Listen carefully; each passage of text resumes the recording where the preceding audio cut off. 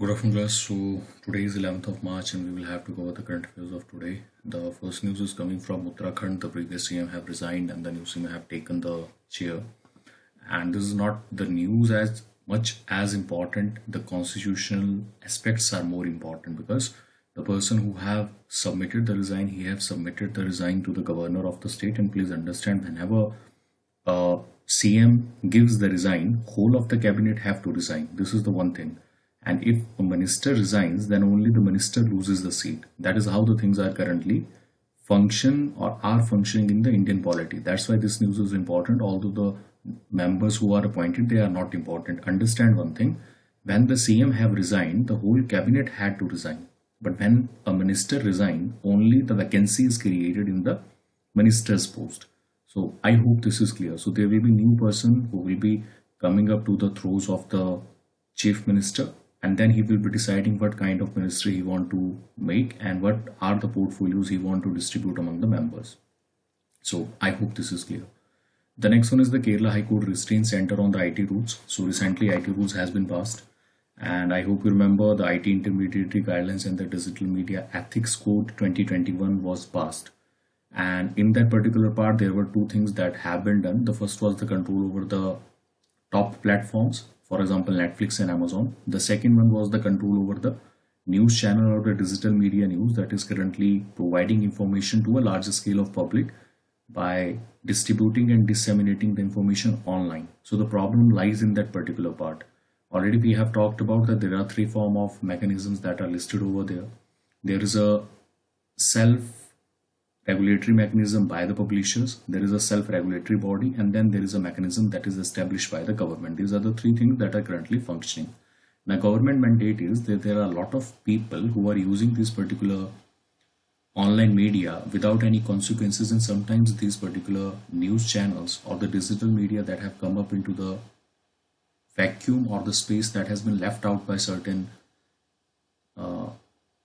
media over the net have created rumors in the society. So it is highly probable for the government and highly advisable for the government to basically bring them all under a type of a regulation without any direct control. Now there is a case that has been filed in the Kerala High Court regarding this particular issue, that is a curb on directly on the freedom of press, because if you want to publish anything, you should not be have a direct role of the government in that. There should be regulatory body, but this regulatory body should be completely free from the government interference, and this is what you desire. Because when we talk about democracy, I think the word democracy, the democracy is not bigger because of the people who are following the law. It is bigger because, sorry, I made a wrong statement. The democracy is not bigger because there are proponents of the government policy. The democracy is bigger because there are naysayers and critics of the government policy. So that is what it provides for a better debate, better deliberation, and also better decision making from the all aspects of the people. So that is how the things are currently working, and this is how they should be working. So this is the challenges that they have actually represented from themselves in the Kerala High Court, and Kerala High Court for now on have stayed all the implementation of the center on the IT rules. So I hope this is clear. Okay, further moving on. The next news is related to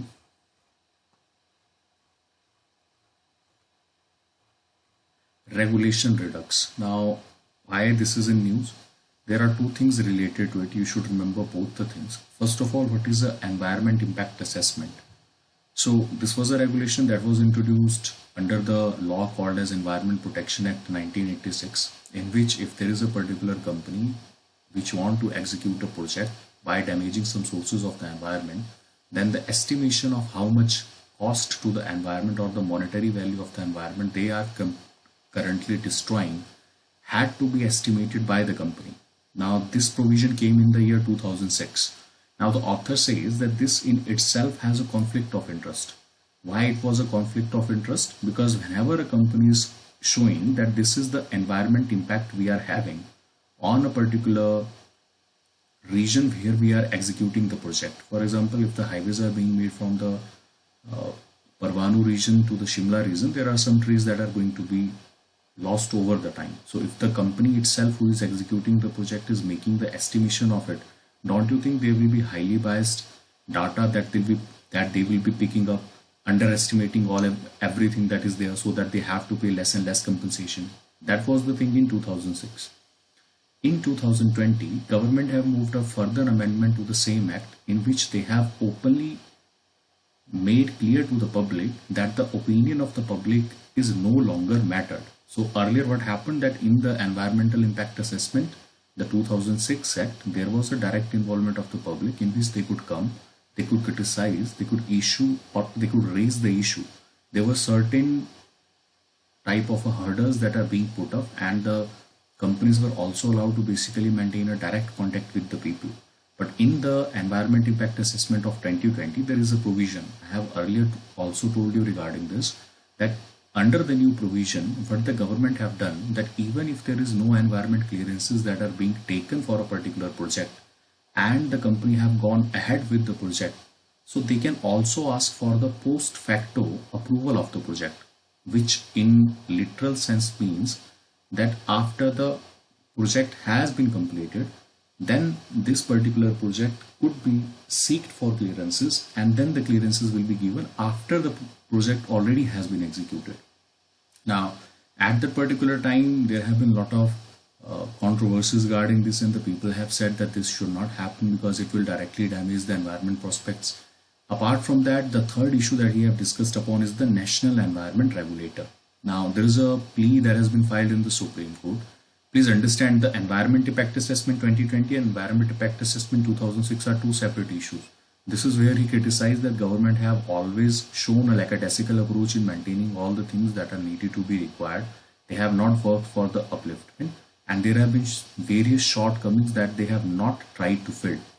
Now, in this, the regulation, there was a body that is needed to be constituted by the name of National Environment Regulator, that will hold all the things with respect to the regulation of the environment and all the issues that will be provided there.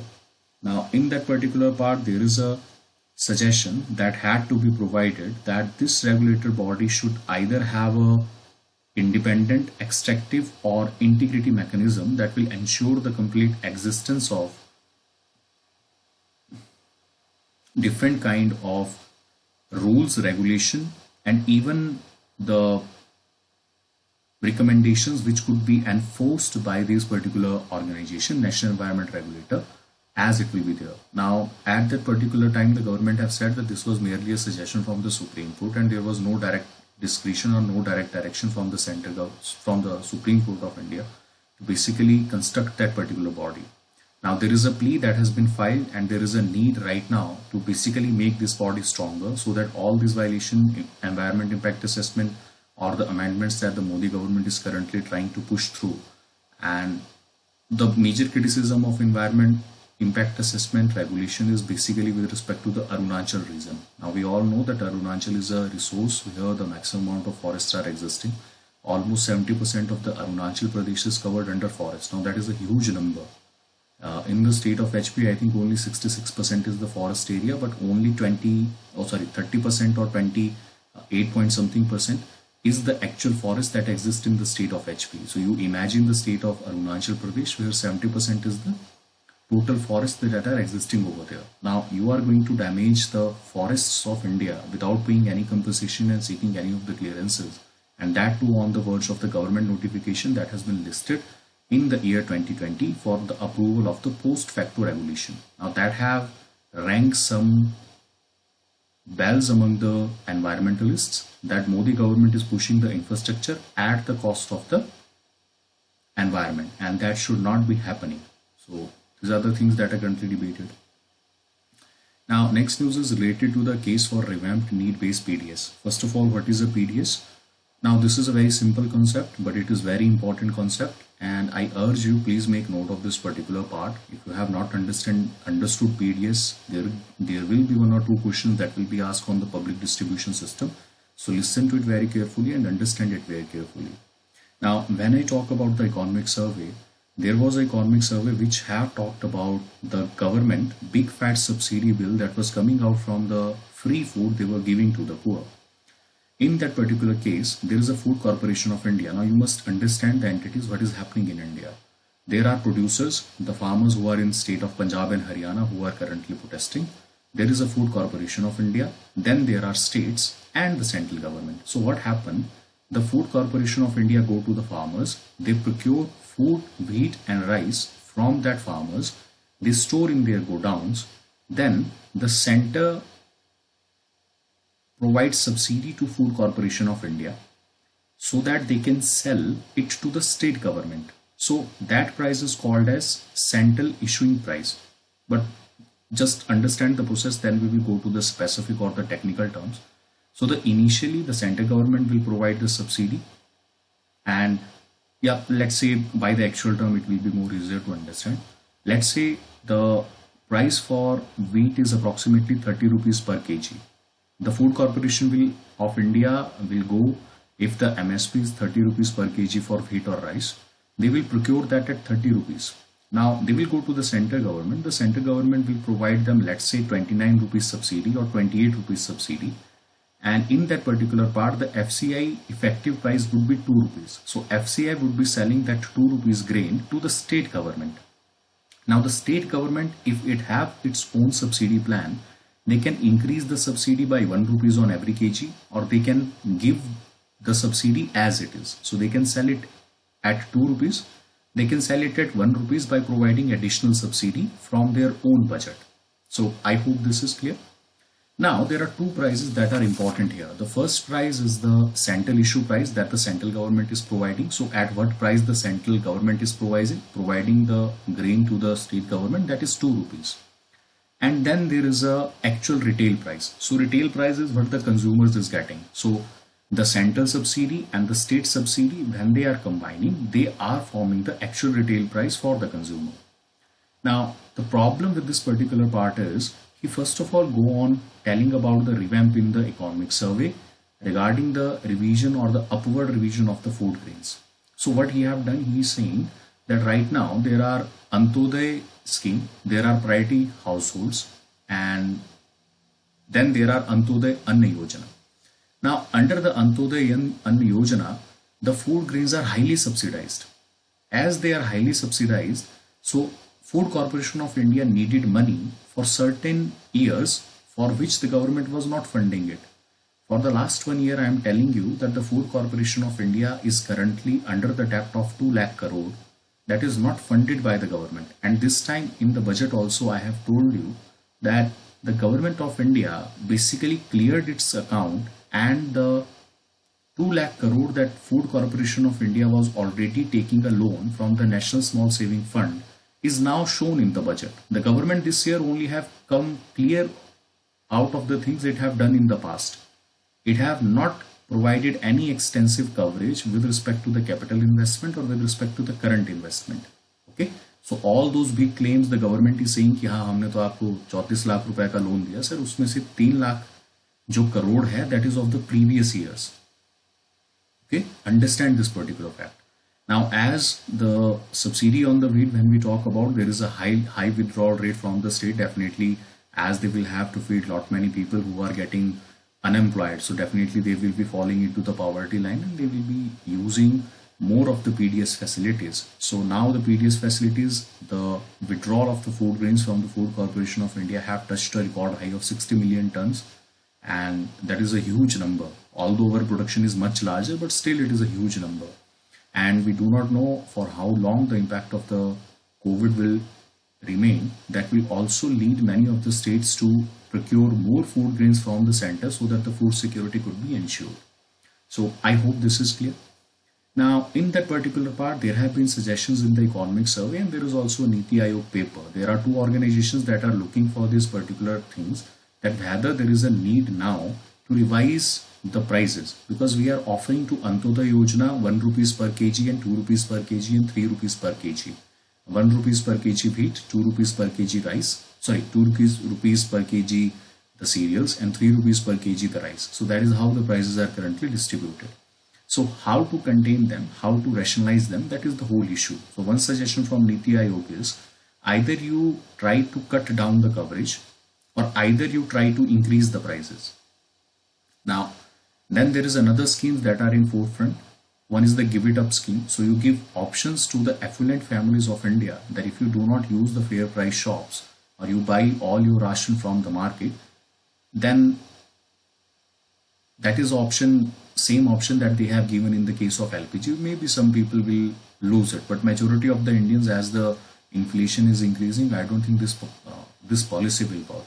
The another policies decrease the coverage. Now the decrease of the coverage mean that right now there are 67% of the India that is covered under the fair price ration shops. Now if you decrease that coverage from 67% to 40%, there will be huge population that will be left out without any food grains. And as the unemployment is increasing, so this unemployment would have bad effect on the all over outcomes with respect to the mortality, nutrients, food security, and even the future generation that India do not want to suffer. So we are here caught in a catch-22 situation. We cannot decrease the part, but we will have to increase the prices. So that's why they are talking about the revision of the prices. Now what the government will do, we do not know, and what is the correct suggestion, we do not know, because these are certain issues that even the biggest of the secretaries, they are debating about it, they are telling about it. So only suggestion they could only manage that you first of all cut down all the unnecessary expenses that are there. You provide the oversubscription and undersubscription. That means the people who have two ration cards, they are needed to be eliminated. For that they have used Aadhaar seeding. Under subscription, you involve all the families that should get a ration card and have not been provided a ration card. Okay, so these are the all basic suggestions. I hope you understand that.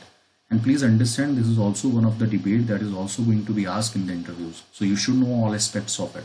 And these are the only things that you should understand. If the picture is clear, I don't think that in the interviews there will be much difficulties in dealing with that. Okay, so I hope this is clear.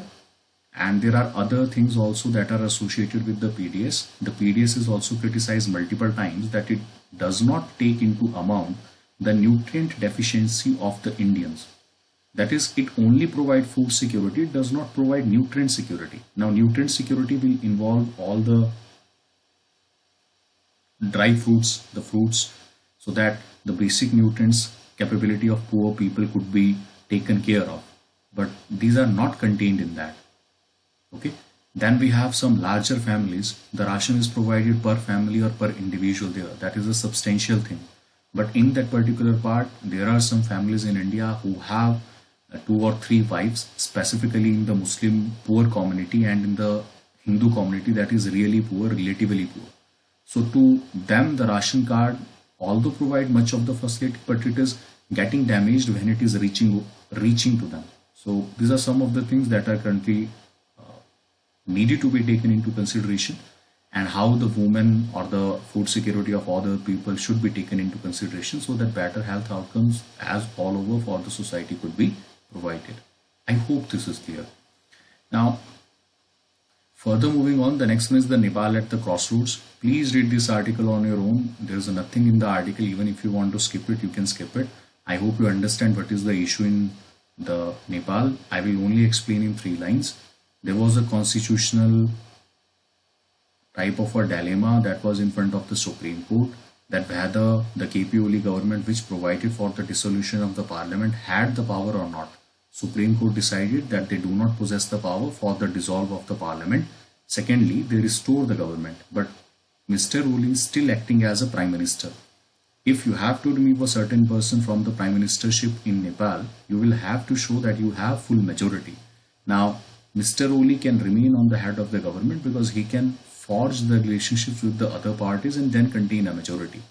So these are all the things that are currently talking about here, and there is a need for constitutional overhaul and things that are needed to be debated with respect to the constitutional upholding of the different things that are there. Now, we have discussed about it that Mr. Oli is saying that what kind of a prime minister I am if I cannot dissolve the parliament.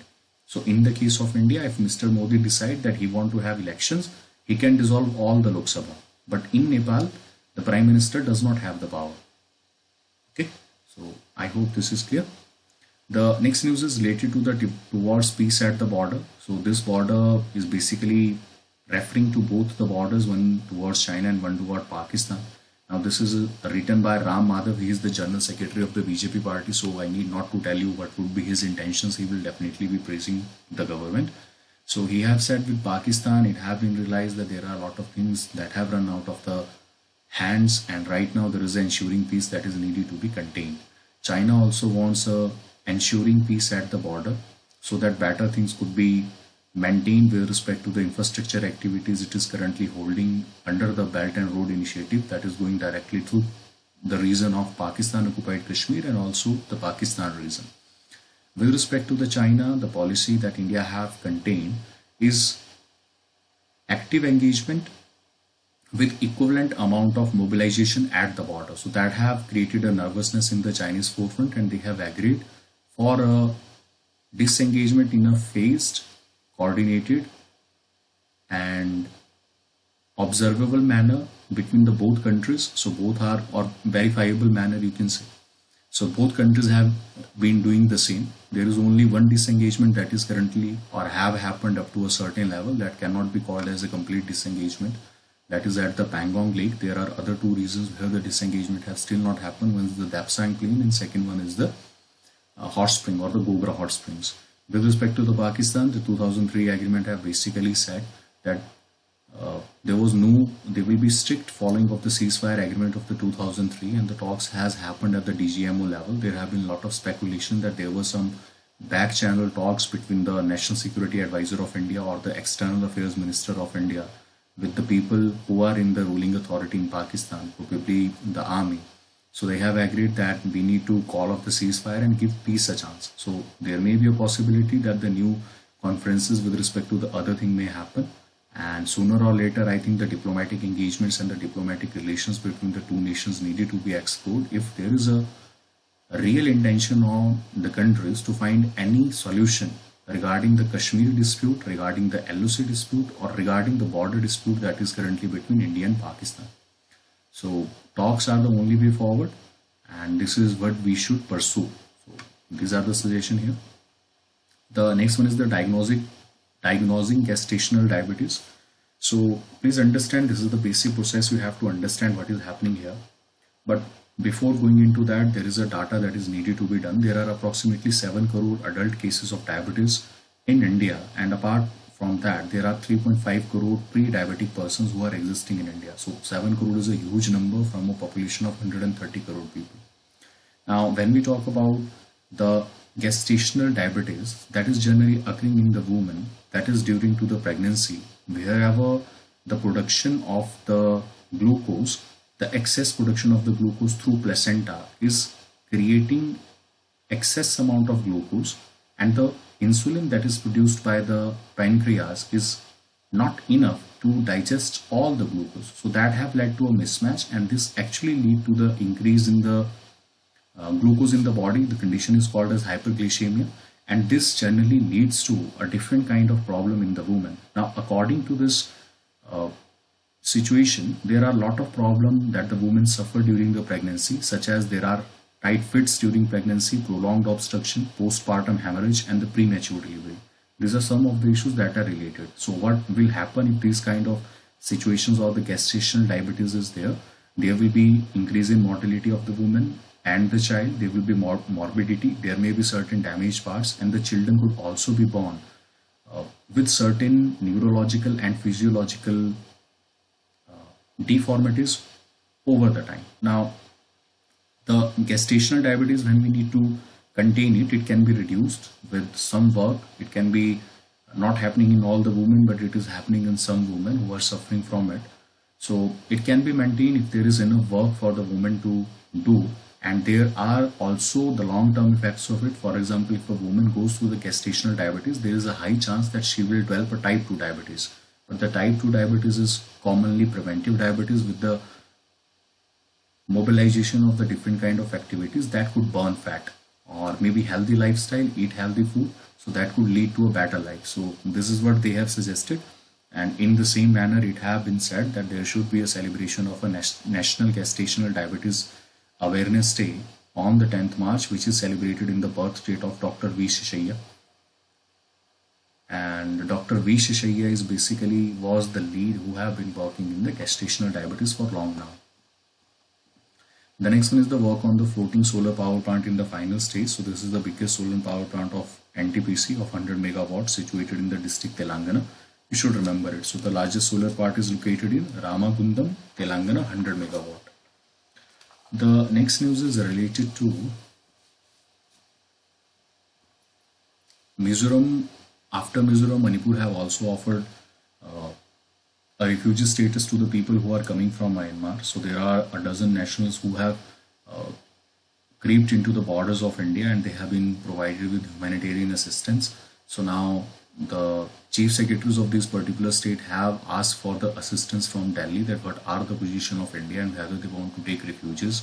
I think India will keep mum. They will not issue any official statement because they do not want to offend the army in the Myanmar, which still hold a large amount of influence in the Myanmar region, and because Myanmar is also the fourth largest land boundary sharer with India. So I don't think that we are going to offend Myanmar in any type of specifically the Myanmar army, because Myanmar army previously have also included in certain joint terrorist organizations, and only because of them there have been control of the insurgent activities that happened on the Nagaland and the Mizoram or the Manipur region. So we will capture them and we will see how the things will turn out in the upcoming times. The next one is the India not a part of Russia meet on Afghanistan. So lot is happening in Afghanistan. I think most of it you already know, but there are two inputs that have come right now. I will discuss them all in a particular lecture. Sorry, in a particular the discussion that we are going to have. There are 4 articles on it. I will summarize all the articles in a single go. The next one is Lok Sabha gives approval for the National Capital Territory. So Rajya Sabha have cleared that all the territories that are situated in the Delhi region who were earlier non-regularized has been regularized and they have been promised. I hope you remember when there was Delhi election last year, it was, sorry, last year, it was promised, I think it was last year, I do not remember what was the exact date, but there were promised that the regularization of the colonies will be happening by the Union government, and it had happened. Now coming to the Afghanistan issue. So what is Afghanistan issue first of all? And Biden peace in Afghanistan, then China hopes to meet Quad, and Indo-Pacific is the key priority. So these are all the articles that have come up from USA. So I will be dealing with them from the point of USA and what USA is wanting. So in Afghanistan, there are 2 major countries who were fighting in the earlier times. During the 1990s, there was Russia, there was USA. The USA supported Pakistan, and Pakistan, with the help of Taliban, eliminated all the efforts of Russia and compromised all the things that Russia wanted to do in Afghanistan. So Russia backed out, and then it was the responsibility of the White House or the government of USA to basically bring a long-term peace in Afghanistan. Now Taliban, they were not able to control. Then there was Mr. Trump who wanted to get his Nobel Prize. So he basically tried to forge a peace deal with Qatar in the region, and in Qatar he have forged a deal with Taliban without taking the government of Afghanistan on the discussion table. So there were multiple countries over there, and the mechanism is called as 6+2+1 mechanism. Please remember this mechanism, that is very important. And then there is a Troika. These are the 2 bodies who are dealing with the situation in Afghanistan. The 6+2+1 mechanism is the 6 countries who are neighboring Afghanistan. The 2 are the European Union and the United Nations, and the 1 is the country of Afghanistan. Now, what should have been done by Mr. Trump is the Afghanistan Prime Minister and the head of the council over there, that is Abdullah and Ashraf Ghani, who were fighting the elections over there. They should basically have been sitting on the table for any kind of the future prospects of the country, that how to ensure the presence. But I told you at that particular time, Mr. Trump have made a promise that our boys will be home by Christmas, and so he was in urgency to basically negotiate whatever deal he could negotiate and exit from there. Now there is a change of administration. Mr. Joe Biden have come. He have been including different countries, and he have given invitation to India that you come on the table, you sit on the table. India was earlier not given a place at the discussion table because of Pakistan. Pakistan was saying, because please understand the situation in Pakistan. Taliban is sponsored by Al-Qaeda. Al-Qaeda is responsible for training, ammunition and money to Taliban. Al Qaeda is sponsored by the Pakistani government. So that's why Pakistan was important. Pakistan unequivocally have maintained in the meeting that if you involve India, there will be attacks on either side. And Taliban does not have very good relations with India also. So India always shied away from having an open discussion with Taliban. Now, Mr. Joe Biden has said that there will be no immediate withdrawal from Afghanistan because the peace that is needed to be conducive in the region, a long-standing peace that is needed to be ensured, which could also be sustainable, require a comprehensive policy including all the factors that are the parties to it. So Mr. Biden has said that the Qatar deal is there, but there is Blinken and then there is Zamile Hazriyad or something, the chief negotiator of the Qatar deal. These are the three persons who are involved. Joe Blinken have written a letter to Ashraf Ghani saying that we are not going to for an immediate withdrawal. We understand that if we withdraw now, there may be some chances that the Taliban will again acquire the territories. So there will be negotiations currently going on. But in the case of Joe Biden have shown an intention that he is going to exit from there, or either whole of the nations of NATO should have to play a role in that. Now, in that particular case, Mr. Joe Biden want that Turkey and all the European Union or all the European countries should provide certain form of logistics, manpower, and the capital for fighting or stabilizing the country of Afghanistan. Now, please understand, the Turkey that is there does not have good relations with India. Mr. Joe Biden wants Turkey on the platform sitting across India. So, the organizations that he have formed, see the situation what he is doing. He have said there will be 7 countries who will be sitting. There will be India and Pakistan, opposition to one another. There will be Turkey and Russia, right now going through a tough phase. There will be USA and China. They are also going through a tough phase. Now, these are the 6 people who will be deciding that what will be happening with the state of Afghanistan, and that too in Turkey. So people are doubting it that whether the intention of the Joe Biden government is to provide a long feasible solution, or he is just playing to the gallery that he is doing something, and as the solution will not be there, he will again start attacking the Taliban people. Okay. So these are the issues that are currently going on. What is the meaning of this plan? And above than that, there was a plan that was negotiated by Russia. Russia also wanted a peace in Afghanistan. Now, there is a troika of countries that included US, China, and Pakistan. So Russia will hold this summit.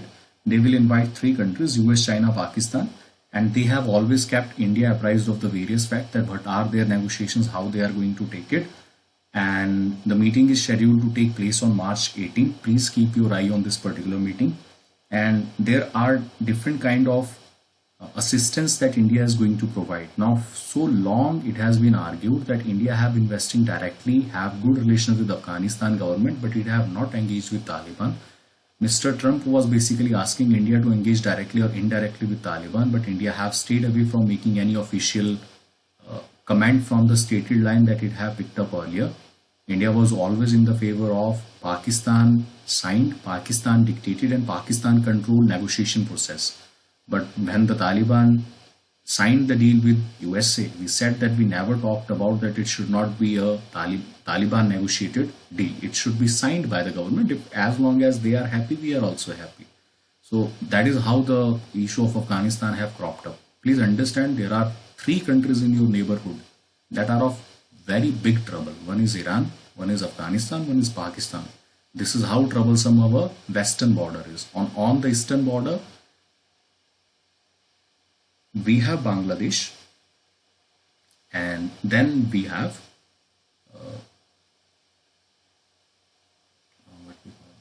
the state of Myanmar. So I hope this is clear. Now, Sri Lanka invited Myanmar Janta's minister to the meeting. So this is a BIMSTEC meeting over there. And Mona Maung Levin has been invited to the BIMSTEC. Please remember the 7 countries of the BIMSTEC and nothing more in that. The next one is the India filing appeal against Karen Arbitration Award. This is said by sources. As I have told you, India is definitely going to file the appeal against the arbitration. That is basically suggesting India to pay $1.2 billion to the British oil firm Caron. And India is open to open constructive settlement. And this is a treaty that have led to the double non-taxation and tax abuse article. So there is an abusive tax structure that did not basically what India have accused of the Caron agency that they have not paid taxes anywhere in the world. So that have led to the unbiased trade of this particular company, and they have to pay the money.